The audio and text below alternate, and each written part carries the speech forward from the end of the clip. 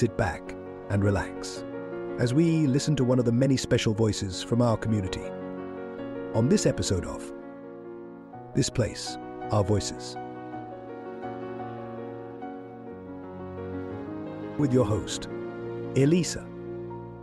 We're joined by Harro of the Hive at 52, a B&B buzzing with character in Weaverham, Cheshire, with a story or two to tell. Hi Harro, thank you very much for taking the time to speak to me today. Hi there, thank you very much for having me. So what inspired you to open the Hive at 52? I worked in hotels for about 20 years at the time, and then we moved up to Cheshire from London. When we're looking for houses where maybe in the future we could start a B&B. So it was in the back of my mind, or our mind, myself and Lucy, my wife.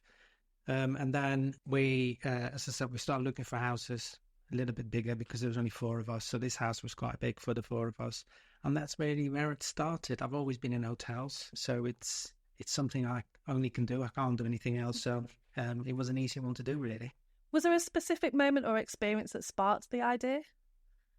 Well, as I said, I've been in hotels for a long time, and it really came to fruition after I did a maternity cover for a hotel, and I couldn't find a job in the field I wanted to work in.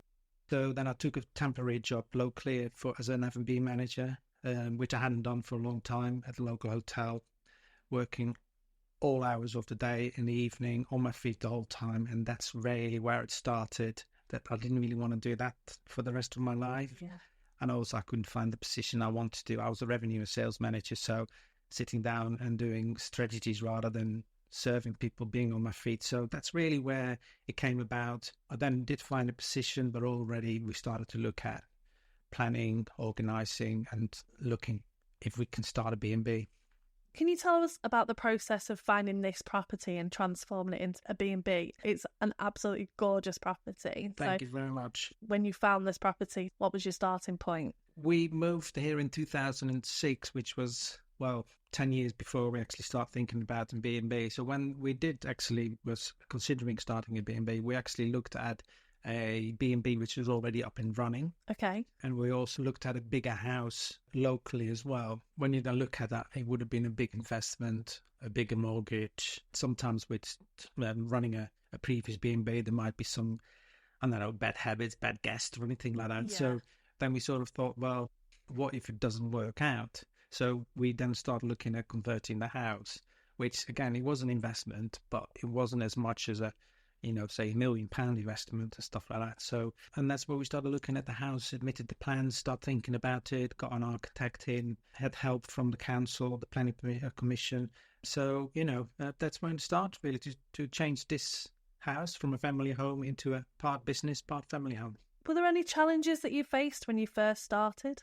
I think it's just the idea really. I mean, it's an old Victorian house from 1876, so the rooms are big enough. Luckily, one of the rooms already had an ensuite. There were a few challenges, but to be honest, it was actually quite an easy process. The planning officer was quite helpful from the council, and sometimes you don't hear those positive things about it. The architect, it's an architect, so they all got big ideas. Yeah. You tell them a budget. So that was really the challenge, to get him to design something within our budget. And then obviously working with the builders, with contractors, finding the contractors and then working with them. Were the challenges? No, they were pretty good as well, because I was on side most of the time when it happened. So that part was, although it was impacting on the house and family life, that was pretty okay. But the challenges really came to when we start furnishing the rooms.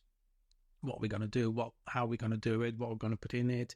And then obviously the biggest challenge was getting our first guest. When we told friends that we're going to do a B&B, they sort of said, oh, yeah. And then once we started it, they said, the B&B in Weaverham? So that was really the challenge, to get the first guest to come, get the reviews, and then with good reviews, the following guests come. So the biggest challenge was really, we started from zero with no business here to what we are now. So, overall, it wasn't too bad, really. Do you still remember that first guest that you had? Yes, I do, yeah. One of my first guests, he stayed with me until just after COVID. So he'd been with me for 5 years, at least 2 or 3 times a month. Wow. And during COVID, actually, he arrived with me, I think it was the Monday before they announced the lockdown. Yeah. And he left me 140 odd nights later. Oh, wow. So he stayed with me because he was in the food industry. Yeah. And so he stayed with me. He was the only one. He had a fridge down here in the breakfast room for putting milk and some juices in there. He could use that. And he cleaned his own room, made his own bed. I just washed the linen and washed the towels. And that was it, really. That's not something that really occurred to me that would have been happening during Yeah, COVID. so I was quite lucky because even at that time, there was nights where, especially on a Thursday and a Sunday, where I didn't tend to have guests. I had him in 7 days a week. It was great. And then unfortunately, he got a job closer to home, so he hasn't been back. And funnily enough, at the moment, I've got a guest staying with me. I was talking to him yesterday, and he's been staying with me since, I think it's 2016, and he's still here. So yeah, about the same when we started. I've probably got about 10 guests who still come 2-3 times a year. So yeah, it's really nice, actually. And I think that proves that we must be doing something right. I know Absolutely. It's only 10 rooms or 10 guests, but still. Oh, gosh. The repeat custom is a huge indication that you're definitely doing something right. How long did the conversion of the house take for it to be ready for a B&B? I think the actual building work took, I think it was about 3 months, 3 to 4 months. And then we did a lot of the painting ourselves. Then we started purchasing furniture and things like that. So we probably could have done it quicker, but because Lucy, my wife, was working full-time and I was sort of working full-time as well, it was done in the evenings and the weekends. So I think the whole process probably from building work to really be ready was probably about 7 to 8 months. That's not bad. No, and we wanted to make sure that we were fully ready. How would you describe the experience that you aim to offer the guests that come to stay with you? I really want to try and give a guest a home from home. I know it's not the same, but we're trying to just give them a luxury feeling, a hotel feeling, but with comfort as well. And then breakfast in here, have a chat with me if you want to chat. If not, then I'll just leave you to it. Just wanted to make it a comfortable, relaxed, welcoming experience and just let the guests be. You know, they got the key for the front door. They can come and go as you like. You know, it's not like some B&Bs where you have to be back at 10:30 because the owner goes to bed. No, the room is theirs. If they want to come back at 3 o'clock at night and go out again at 6 o'clock, we don't mind as long as they're quiet. But yeah, just a really home from home for business travellers and leisure travellers. Is there a particular feature or detail that you think makes your B&B stand out from others? I think, well, one, the experience I have in the industry. I work from a reception to chef to restaurant. I've done everything in hotels. I do think I know how to look after my guests. Being a Victorian house, the size of the rooms, that tall ceilings, quite big rooms, people like that as well. And I just think the relaxed atmosphere, comfortable beds, great showers, and of course the freshly cooked breakfast. I cook it myself, and also I welcome the guest, take them up to the room, I clean the room before they come, I do the ironing, I cook the breakfast, I serve the breakfast, and I chat to them as well and say goodbye. So it's just me. It might not be for everybody because some people like to be just by themselves. Yeah. But a lot of people who come here, they like to have a chat in the morning. It's really the personable service they get here.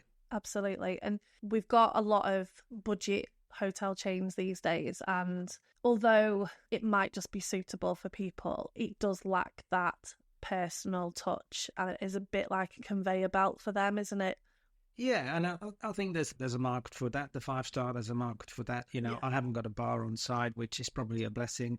If they want a bar, they do tend to stay at Premier Inn or another budget hotel. So yeah, there's a place for everybody, really. Whenever I've stayed anywhere, you hit upon it absolutely. The things that you're looking for is how comfortable the bed is, including the pillows. I stayed somewhere recently where I barely slept because the pillows were horrible, and it really impacted the next day as well. And I was at a wedding, so that wasn't great. The shower at home, my shower is really bad, so I like to go elsewhere, and the breakfast, because what's better than someone else cooking your breakfast in the morning?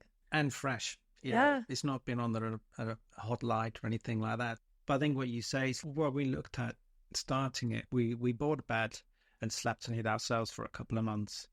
When we are away, a good shower or a bath is necessary. So those two things, and just simple things, a decent TV, you know, it doesn't have to be, you know, with everything on it, but a decent TV. Yeah. And for us as well, obviously I'm Dutch. I like my coffee strong. I like proper coffee. I don't like the instant stuff. Yeah. So in the bedrooms, you've got freshly ground coffee. Brilliant. In a covered chair. Lucy, my wife, is a tea drinker, but she doesn't like the little UHT things. Oh no, that's terrible. So people get fresh milk in the room, and those kind of things, they're appreciated by people. Yeah. And as a budget hotel or a hotel, it's more difficult to do things like that. So, and that's what we wanted to do. We wanted to do a B&B where we would stay as well. And I think that's the important part of it, really. Trying the bed out yourself for a few months, you've got the confidence that that's not going to be a problem for people when they come and stay with you. Yeah, I think most hotels have decent beds, but that's one of the challenges being a B&B. There's not really a comparison. I mean, if a traveller goes to stay at the Premier Inn or the Travelodge in London, they know they get the same in Edinburgh, they get the same in Cardiff, everywhere. And with the B&B, I've been in B&Bs where, it seemed to be the bed comes from, I don't know, say IKEA or something like that.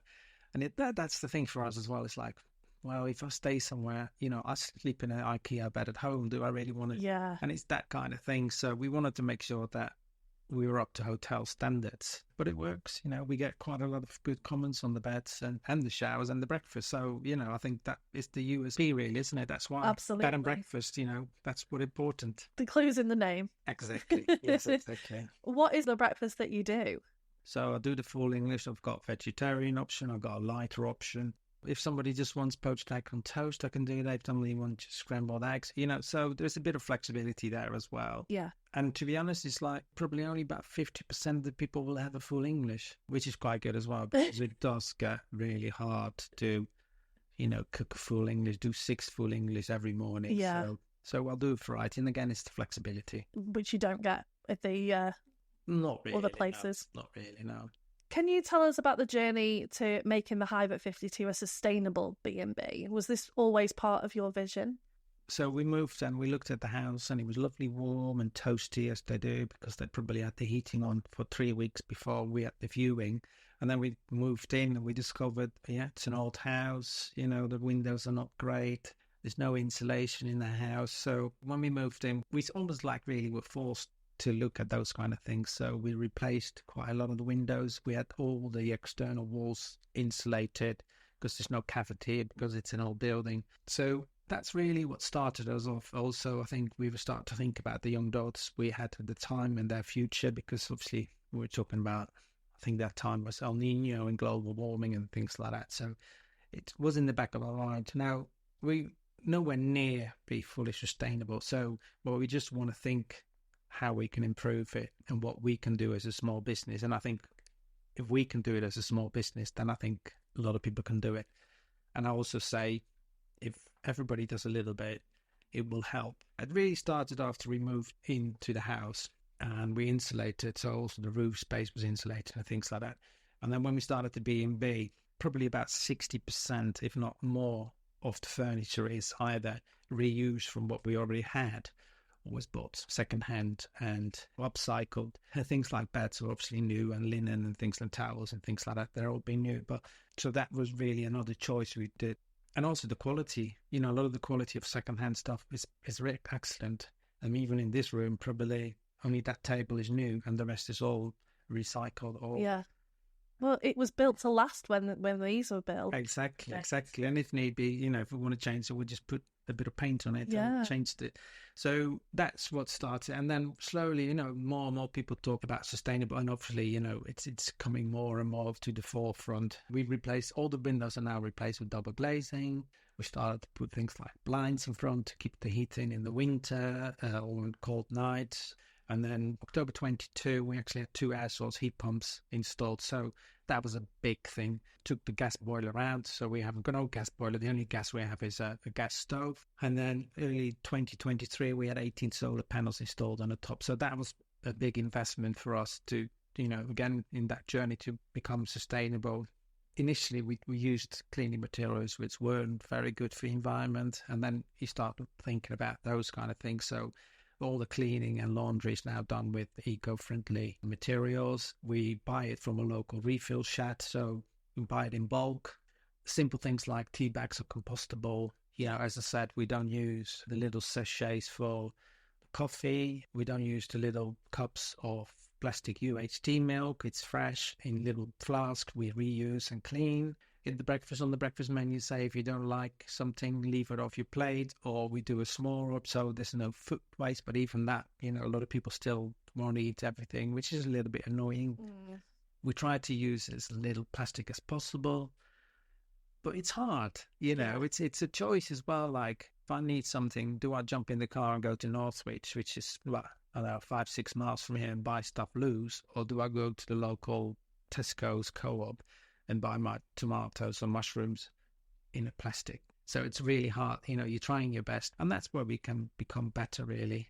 Items on the breakfast, the sausages and bacon come from George the Butcher's, which is literally 5 minutes walk from here. Our eggs are delivered by Northwich Eggs. They do a big round, the farm eggs, and I think they come from a farm 6 miles from here. So I think that's pretty good as well. Yeah.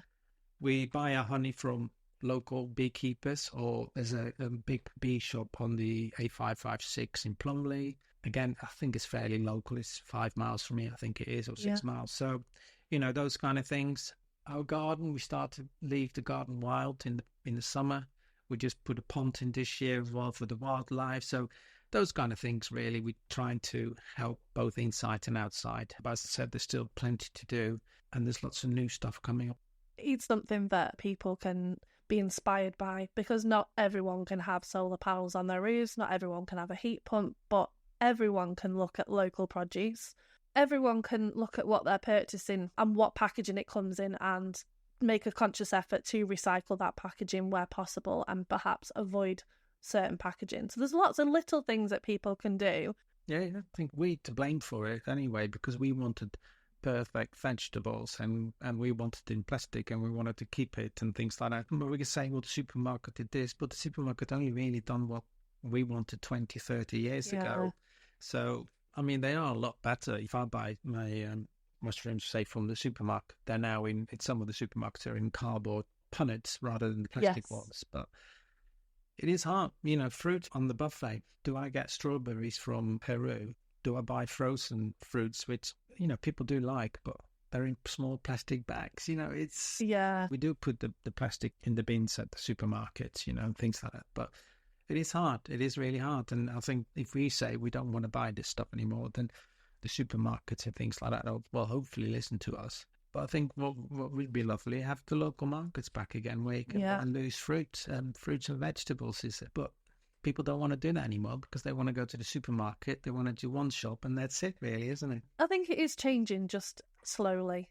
Do you involve the guests in your sustainability efforts? In the bedrooms, we do have a bin where it has a little recycling part of it. Before they arrive, they fill in a form, and they will ask if they want milk in the room. If they don't want it, we don't put it in the room. So again, it's wasted. Yeah. As I said, on the menu, it actually asks if they have a smaller appetite, or they don't want something on the plate, or they don't like something, I'll leave it off. And even like now, if somebody asks a full English, I said, do you want everything on it? Just to avoid sort of wasting food. Obviously, when they arrive in the summer, they see the high grass because of the flowers, the wildflowers and things like that. But there's a sign out there apologising for the high grass because we're looking after the bees. So that sort of involvement. But we're not going to...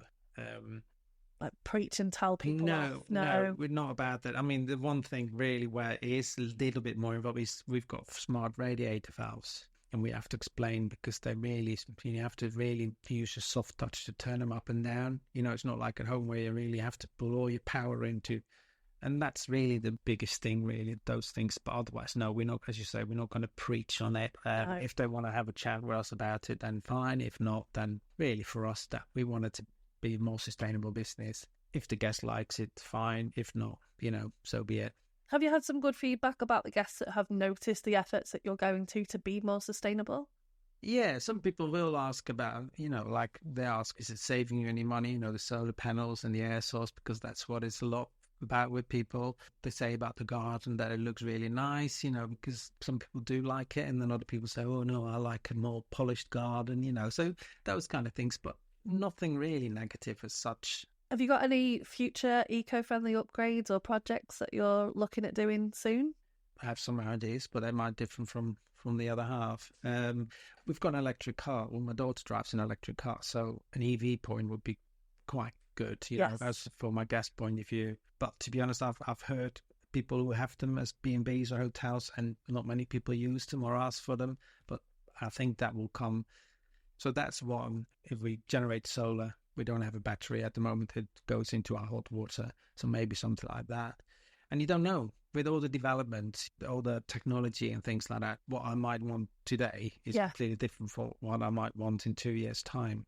Just looking at the small things, what we can do with our local shopping. I quite like to have a charging point. If you can use it yourself, that's definitely a benefit. And it's an added extra, like you say, for any guests that might turn up in an electric car. Exactly. And just something to offer, because that's one of the things as well. I've got quite a lot of people who travel from south to north, or north to south, or east to west, and use it as a stopgap, because we're, 3 hours and a bit from London. We're about 4 hours from Glasgow and Edinburgh. So there's a lot of people who use this as a stop. If they have an electric car, they can charge it. Yeah. It'd be ideal, really. Have you got any goals for the Hive at 52 for the coming years? Or are you pretty much where you want to be?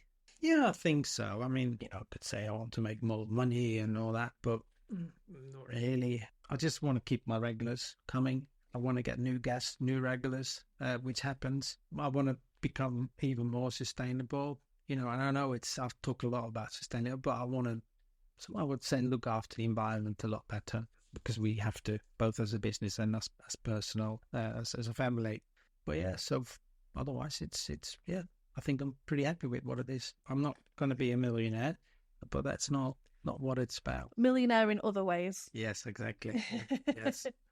Thank you so much for your time again today, Harro. It's been really, really interesting. I think there's a lot of things that I've learned, and hopefully people have learned things from your passion about sustainability. Majority of these listeners are going to be semi-local to you, so if anyone wants to have a little short trip to Weaverham and have a little stay, it's not too far. A lot of my guests actually visiting friends, family, relatives who can't stay with their relatives or don't want to stay with their relatives, just to give them a bit of freedom, really. So, it's important that we actually reach out to the locals rather than people far ahead, because they will find us anyway if they need to be here. So, but I'm on TikTok, I'm Instagram, which is the Hive at 52 BNB, Facebook, the Hive at 52, I'm on LinkedIn. So if you just search for the Hive at 52, I'm sure you will find us. Obviously follow us, like us, and comment on the social media as well. That's important for us. And it doesn't cost a thing either to do that. Exactly. Thank you so much for your time. Thank you very much for having me.